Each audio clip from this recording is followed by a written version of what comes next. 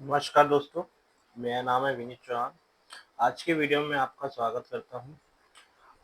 आज की वीडियो जो हमारी रहेगी वो हमारी फार्मेसी केमिस्ट शॉप की अकाउंटिंग हम कैसे करते हैं और केमिस्ट शॉप के ओनर को या फार्मेसी ओनर को क्या प्रैक्टिकली प्रॉब्लम आती है, उस बारे में हम डिस्कस करेंगे। बेसिकली ये वीडियो 2 पार्ट्स में डिवाइड होगी। फर्स्ट पार्ट में आपके लिए मैं प्रेजेंटेशन लेके आया हूँ जिसमें आपको मैं थियोरेटिकली बताऊंगा एक्चुअल में होता क्या है हमारी फार्मेसी शॉप में केमिस्ट शॉप्स में क्या दिक्कतें आती है, उनकी अकाउंटिंग कैसे हम करते हैं, थियोरेटिकल पार्ट रहेगा। एंड सेकंड पार्ट में आपको प्रैक्टिकली टैली प्राइम मैं आपको एंट्रीज वगैरह करके बताऊंगा, सेल परचेज के, स्टॉक मैनेजमेंट के, ट्रांसफर जो भी हमारे एक्सपायरी और बैच नंबर और मैन्युफैक्चरिंग डेट, प्रॉपर एक अकाउंटिंग हम एक प्रैक्टिकल या केमिस्ट शॉप में कैसे होती है मैं आपको सेकंड पार्ट में बताऊंगा। तो बिगर देरी करिए, हम शुरू करते हैं आज की वीडियो। देखिए, कैमिश अकाउंटिंग क्या है? कैमिश अकाउंटिंग बेसिकली हमारे पैसों का लेन देन जो बेसिकली मेन हर बिजनेस का होता है कि कितना हमें प्रॉफिट हुआ, कितना पैसों का पैसा किसको देना है, किससे लेना है, और स्टॉक की मेंटेनेंस, उनके ट्रांजेक्शन जो प्रॉपर रिकॉर्ड होनी चाहिए, जैसे कि हमारी कोई एक्सपेंस की ट्रांजेक्शन, सेल परचेज की ट्रांजेक्शन, एनी अदर ट्रांजेक्शन जो है प्रॉपर के अकाउंट में या प्रॉपर के हेड में रिकॉर्ड होनी चाहिए हमारी केमिस्ट शॉप्स में। मेन ऑब्जेक्टिव क्या रहता है उनका? मेडिसिन को सेल परचेज का रिकॉर्ड बनाना, स्टॉक मैनेज करना। स्टॉक मैनेजमेंट, ध्यान रखिए दोस्तों, स्टॉक मैनेजमेंट एक केमिस्ट शॉप का बहुत ही केमिस्ट ओनर को परेशान करता है स्टॉक मैनेजमेंट। तो ये मेन जो प्रॉब्लम जो होती है एक केमिस्ट शॉप के ओनर की मैं आपको बताना चाहूंगा, उस पर हाईलाइट करना चाहूंगा। एक स्टॉक मैनेज करना उनको बहुत दिक्कत आती है, और जीएसटी कंप्लायंसेस कैसे मेंटेन रहता है, प्रॉफिट एंड लॉस का उनको मेन जो हमारी अकाउंटिंग होती है प्रॉफिट एंड लॉस का उसको मेंटेनेंस का पता चल जाता है, क्या हमारे को नुकसान नफा नुकसान हुआ है केमिस्ट ओनर अकाउंटिंग के थ्रू।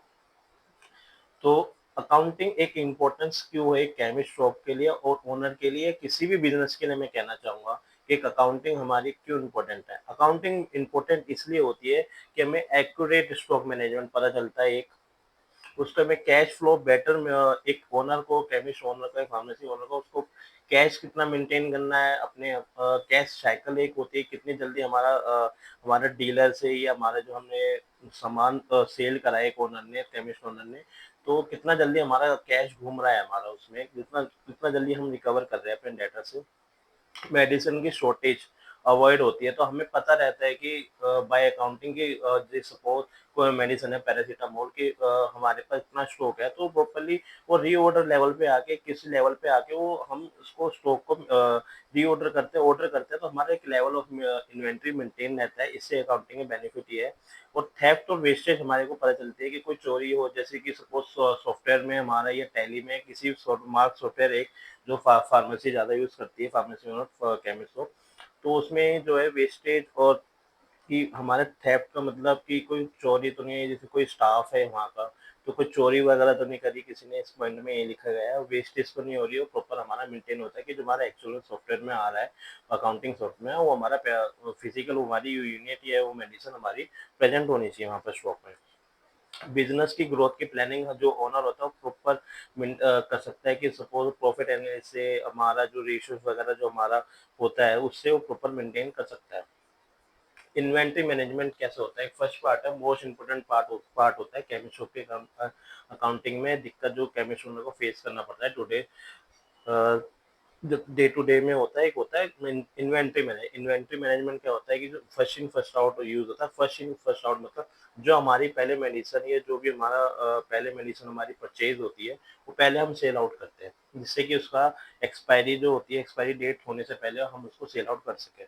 एक्सपायरी लॉस कम होता है, देखिए इसमें सॉरी इसमें एक्सपायरी लॉस देखो कम होता है, स्टॉक फ्रेश रहता है, स्टॉक ना फ्रेश रहता है उसमें। स्टॉक जो है कि फर्स्ट इन फर्स्ट आउट होगा तो फ्रेश रहता है स्टॉक उसमें। और दूसरा हमारा इसमें जीएसटी एंड टैक्सेशन का पार्ट एक और होता है जो हमारा मोस्ट इम्पोर्टेंट पार्ट है। जो जीएस जो मेडिसिन फॉल करती है, 3 कैटेगरी में फॉल्स करती है। एक 0%, एक होता है हमारा 5% और 18%। पहले इसमें 12% था, रिसेंटली जो अमेंडमेंट हुई है, जो बजट जो पास हुआ था लास्ट, तो उसमें जो है हमारा 12% का रेट हट गया है। अब 0% जो रेट है उसमें जो मेडिसिन होती है लाइफ सेविंग, जो क्रिटिकल इलनेस वाली जो मेडिसिन होती है, जैसे कि सपोज कैंसर के पेशेंट्स हो गए या कोई क्रिटिकल बीमारी है, कोई क्रिटिकल जो मेडिसिन यूज होती है जहाँ पर सेवरल मतलब डिजीज होती है, तो वहाँ पर हमारा 0% रेट होता है। जैसे कि ह्यूमन ब्लड को हम उस पे कोई टैक्स नहीं है, 0% में फॉल करता है। ऐसी मोस्टली जो मेन कैटेगरी है ना, मोस्टली जो 12% था पहले एक ग्रुप था, तो उसको हमने गवर्नमेंट ने नए जो अमेंडमेंट आई थी तो उसमें 5% ऑफ कैटेगरी में उन्होंने फॉल कर दिया। एंड जो हमारी 18% एक कैटेगरी है, जैसे कि हमारी कॉस्मेटिक हो गई, कॉस्मेटिक हेल्थ केयर प्रोडक्ट्स हो गए, डेंटल हाइजीन वगैरह होते हैं, सप्लीमेंट्स होते हैं, प्रोटीन्स वगैरह होते हैं, हमारे 18% की कैटेगरी में हमारे फॉल करते हैं। अब हम आते हैं आगे, जो मेन जो प्रॉब्लम होती है, जो एवरी एवरी फार्मेसी ओनर और केमिस्ट ओनर जो डे टू डे लाइफ में करंट में अभी जो फेस कर रहे हैं, वो मेन प्रॉब्लम जो होती है फर्स्ट ऑफ ऑल होती है स्टॉक इन्वेंट्री। स्टॉक वो मेंटेन ही नहीं कर पाते। अगर मेंटेन करते हैं उनको डिफिकल्टी होती है कि बैच वाइज मेंटेन करने में उनकी मैन्युफैक्चरिंग होती है, मैन्युफैक्चरिंग डेट एक्सपायर हो जाती है और डेट ऑफ एक्सपायरी जाती है, वो स्टॉक में पड़ी रहती है, हम सेल आउट नहीं कर पाते। वो प्रॉपर हमारे उसमें स्टॉक मैनेजमेंट में, उसके एक्सपायरी में, उसके शॉर्टेज में, या कभी हम सोचते हैं कि हमारे पास स्टॉक में है बट वो होता नहीं है, उससे मेंटेन नहीं होता, शॉर्टेज ऑफ मेडिसिन होती है। अब उधार का होता है कि जैसे सपोज हमने किसी क्लिनिक्स को या डॉक्टर को या होलसेलर को सामान बेचता है, तो उधार में ज्यादा होता है केमिस्ट शॉप के, उसमें उधार का वो जो होता है, क्योंकि क्रेडिट पीरियड होता है, वो हमें पता चलता है कि हमारे को कितने क्रेडिट पीरियड पर किससे कब आना है पैसा, वो उसका उधार का हिसाब किताब होता है। GST or billing are most common mistakes done by the accountant in chemist shops are like GST पे गलत रेट लगा देते हैं, GST गलत फाइलिंग हो जाती है, ये बिलिंग एरर होता है।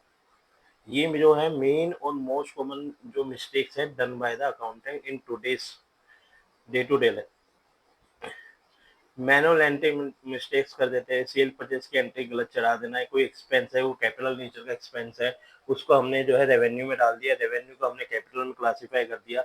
और जो मैंने आपको लास्ट भी बताया था, एक्सपायरी और बेस्ट ट्रैकिंग, एक्सपायरी और बेस्ट ट्रैकिंग में भी बहुत दिक्कत होती है आजकल केमिस्ट में। और मोस्टली जो मैंने देखा है आसपास के, जैसे मैं केशवपुर में रिसाइड करता हूँ, and I also so here that mostly जो है ना, लोग फिजिकल एक रजिस्टर मेंटेन करते हैं कि भाई आज हमारे को ये इतना हमने सेल करा है, मेडिसिन स्टॉक में नहीं है, और डब्बे में से निकालते हैं और दे देते हैं, और देखते हैं कि हाँ भी पत्ते में खत्म हो गया तो उसमें रजिस्टर में लिख के दे देते हैं।